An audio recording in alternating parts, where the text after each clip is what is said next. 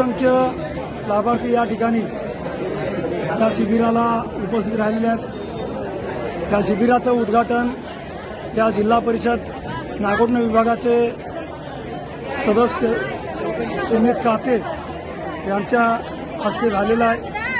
राज्याचे मुख्यमंत्री देवेंद्रजी फडणवीस, उपमुख्यमंत्री एकनाथरावजी शिंदे साहेब, उपमुख्यमंत्री सुनेत्राताई पवार यांच्या मार्गदर्शनाखाली, नेतृत्वाखाली हे शिबिर अखंड राज्यामध्ये राबवलं जाणार आहे, जेणेकरून विद्यार्थ्यांना भासणारी विविध दाखले आणि शेतकरी वर्गाला जे जमिनीबाबत ज्या समस्या जाणवणार आहेत त्याच्याबद्दलचं हे शिबिर या ठिकाणी आयोजित करण्यात आलेले आहे। या शिबिरामध्ये उपस्थित असणारे अनेक पक्षीय कार्यकर्ते, विभागातील सर्व प्रशासकीय अधिकारी यांनी या ठिकाणी उपस्थिती लावलेली आहे।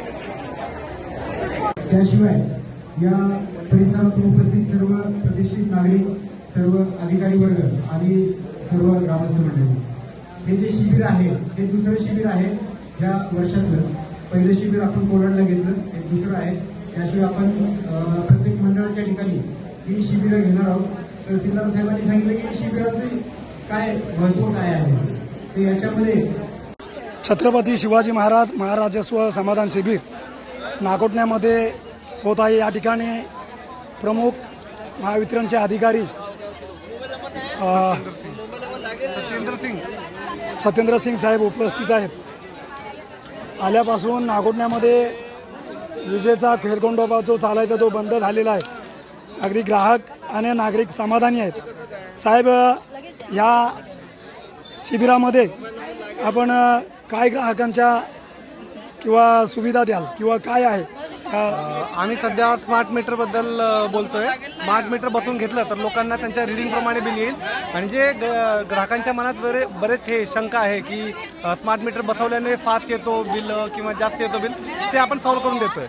बऱ्यापैकी ज्यांचे स्मार्ट मीटर बदलले त्यांना रिडिंग प्रमाणे, त्यांच्या वापराप्रमाणे बिल येतो आणि त्यांना सवलत सुद्धा आहे त्या बिलात। 80 पैसे ते 1 रुपयापर्यंत सवलत आहे। या ठिकाणी सध्या स्थितीला जे घरगुती मीटर आहेत त्याचं ऑनलाईन रिडिंग घेतलं जातं। ग्राहकांची याच्यावर नापसंती आहे, तर काही वेळा जे कर आहेत ते जास्त प्रमाणाचे लावलेले आहेत अशी ग्राहकांची धारणा आहे, तर त्याच्यावर आपण काय उत्तर द्याल? नाही, ह्याच्यात काही तक्रार म्हणजे काही कुठलेच चार्जेस जास्त नाही आहे, उलटा डिस्काउंट आहे 80 पैसे जर स्मार्ट मीटर बसवलं तर, आणि नॉन स्मार्ट मीटरला ते उलटा जास्त रेटने बिल येतं। पण ह्याने 80 पैशाची सवलत दिलेली शासनाने, आणि दुसरं ह्याने एक्झॅक्ट अचूक रिडिंगचं बिल येतो। नॉन स्मार्ट मीटरला आता सध्या रिडिंग न झाल्यामुळे बऱ्याच वेळात ॲव्हरेज बिल येतो, मग ते सगळे प्रॉब्लेम ह्याच्यातून सॉल्व्ह झालेले आहेत।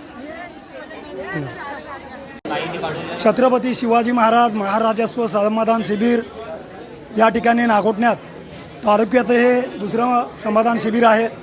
या शिबिराला उपस्थित या विभागाचे उपविभागीय अधिकारी ज्ञानेश्वर कुटवर साहेब उपस्थित आहेत। साहेब, काय सांगाल या शिबिराबद्दल? किती लोक या शिबिराचा लाभ घेत आहेत? काय पुढची योजना काय असेल सरकारची? छत्रपती शिवाजी महाराज महाराजस्व समाधान शिबिर हे दुसरं शिबिर आपण या तालुक्यातलं नागोठणे या ठिकाणी घेत आहोत। नागोठणे रोहा तालुक्यातलं महत्त्वाचं ठिकाण आहे। या ठिकाणी लोकांची दाखल्यांची रिक्वायरमेंटसुद्धा खूप मोठ्या प्रमाणावर असते। आता ॲडमिशनची प्रोसेस थोड्या दिवसात सुरू होत आहे, तर त्याच्यापूर्वी या शिबिराचा फायदा लोकांना व्हावा आणि तालुक्याला लोकांना हेलपाटा पडण्याच्याऐवजी त्यांच्या जवळपास जाऊन शिबिर घ्यावं असा हा उपक्रम आहे।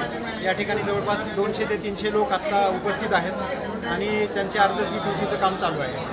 आपण हे शिबिर चांगल्या पद्धतीने राबवतात, याबद्दल लोकांचं समाधान या ठिकाणी व्यक्त होत आहे। माझा दुसरा प्रश्न असा आहे, सध्या देशामध्ये जे इराण आणि अमेरिका यामध्ये युद्ध चालू आहे आणि 2 दिवसापूर्वी गॅस टंचाई किंवा इंधन टंचाईची अफवा पसरली होती। या ठिकाणी या रोहा विभागाचे तहसीलदार डॉक्टर किशोर देशमुख साहेब यांनी ते निवेदनाद्वारे त्याचं खंडन केलेलं आहे। पण मला वाटतं ज्या ठिकाणी हे गॅस वितरण होत आहे त्या ठिकाणी त्या गॅस वितरणाने मंडप बांधलेला नाही, पाण्याची त्या ठिकाणी सुविधा नाही आहे आणि या ठिकाणी पुढे जाऊन सांगेन ज्येष्ठ नागरिक असतील, दिव्यांग बांधव असेल यांची रांग वेगळी लावली जाईल का या ठिकाणी आपण काय म्हणाल? एकतर केंद्र सरकारने आणि राज्य सरकारने सुद्धा क्लिअर केलेलं आहे की गॅसची टंचाई आपल्याकडे नाही. लोकांनी अस्वस्थ होऊ नये, पॅनिक होऊ नये आणि रांगा विनाकारण लावू नयेत. एकतर उष्णता वाढलेली आहे. आम्ही गॅस एजन्सी आणि पेट्रोल पंप दोघांना पण सूचना दिलेल्या आहेत. त्या ठिकाणी नागरिकांना पण आवाहन करण्यात येतं आहे परत की आपण पॅनिक होऊ नये, अस्वस्थ होऊ नये. आणि आपण जसं म्हटलात की सावली नाही आहे तर ती सावली करण्याची व्यवस्था करावी अशी आम्ही सूचना गॅस एजन्सीजना देऊन टाकू. ओके. या ठिकाणी मगाशी वक्तव्य केलेलं आहे एका म्हणजे मान्यवरांनी की जे दिव्यांग बांधव आहेत त्यांना रोहापर्यंत जाण्यासाठी काही दाखले घेण्यात ते असमर्थ आहेत. तर अशा काही बाबी आपण ग्रामपंचायत किंवा विविध कार्यालयात राबवणार आहात का? एकतर आम्ही आता ऑनलाईन दाखले द्यायची व्यवस्था केलेलीच आहे. त्याशिवाय मोठ्या गावांमध्ये आमचे विलेज लेवल एजन्सीज आहेत, म्हणजे खाजगीच असतात ते. तर त्याच्यामार्फत सुद्धा आपल्याला दाखल्यांसाठी अर्ज करता येतो. आपण यावर तहसीलदार डॉक्टर किशोर देशमुख साहेब आहेत.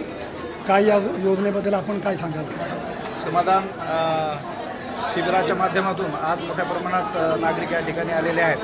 माझं सर्व नागरिकांना आव्हान राहील की सर्व या योजनेचा लाभ त्यांनी घ्यायचा आहे. पात्रतेप्रमाणे त्यांनी फॉर्म भरून द्यायचा आहे, जेणेकरून ते निकषात बसले असताना त्याचा तात्काळ लाभ देता येईल. आणि घरगुती गॅसच्या संदर्भात माझं मी 2 दिवसापूर्वीच प्रेसमधून आवाहन केलेलं होतं. घरगुती गॅसच्या संदर्भात कोणत्याही प्रकारची टंचाई सदृश परिस्थिती नाही आहे. त्यामुळे नागरिकांनी त्या ठिकाणी पॅनिक होऊन अशा रांगा लावणे किंवा गडबड करणे घेण्यासाठी असं कोणत्याही प्रकारचा प्रकार करू नये. जे नियमित पुरवठा सुरू आहे तो सुरू आहे.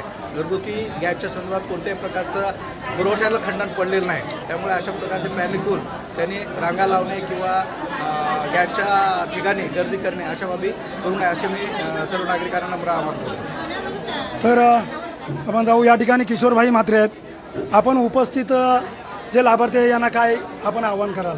या ठिकाणी शासनाच्या ज्या योजना आहेत आणि प्रत्येक ठिकाणी टेबल लावलेला आहे, त्या टेबलावर जाऊन आपल्या ज्या योजनेचा म्हणजे शेती संदर्भात असेल, दिव्यांग बांधवासंदर्भात योजना असेल, त्या टेबलावर जाऊन त्यांनी त्या ठिकाणी निरसन करायचं आहे.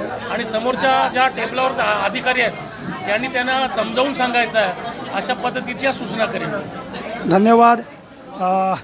दैनिक सूर्योदयसह श्लोक म्हात्रे, कॅमेरामन सहसंपादक नारायण म्हात्रे, रायगड.